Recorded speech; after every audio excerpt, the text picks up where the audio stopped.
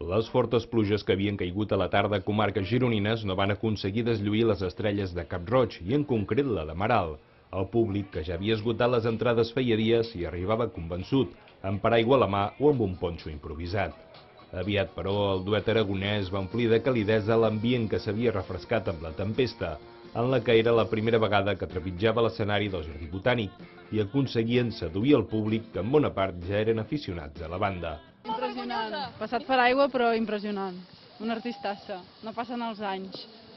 Ha estat molt xulo. Y no ha cantado la que venía a oír.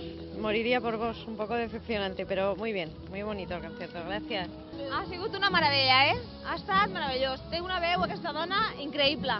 Molt i molt bé, però llàstima del temps i de la pluja, però fantàstic. Ha estat molt i molt bé, com sempre. Ha estat fantàstic enmig d'aquesta permanent amenaça de pluja.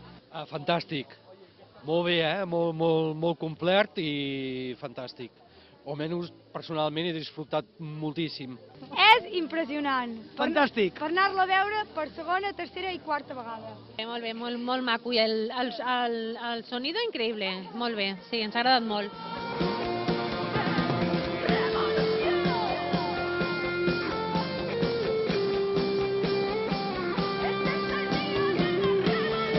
Amaral venia a Calella per demostrar el que s'amaga darrere la caràtula del seu darrer treball, Nocturnal, una obra on demostren la seva aposta per un so més electrònic, tot i deixar el protagonisme a la guitarra.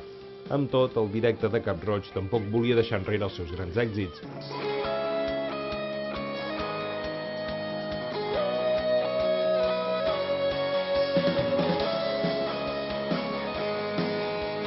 La resposta del públic va ser tant davant d'un duet que ho donava tot, que van acabar oferint fins a 5 bisos.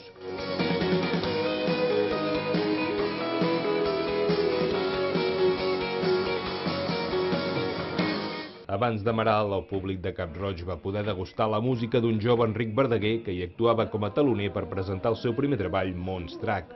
I és que amb només 20 anys, l'igualadí ja demostra que aposta per convertir-se en un dels grans dels escenaris.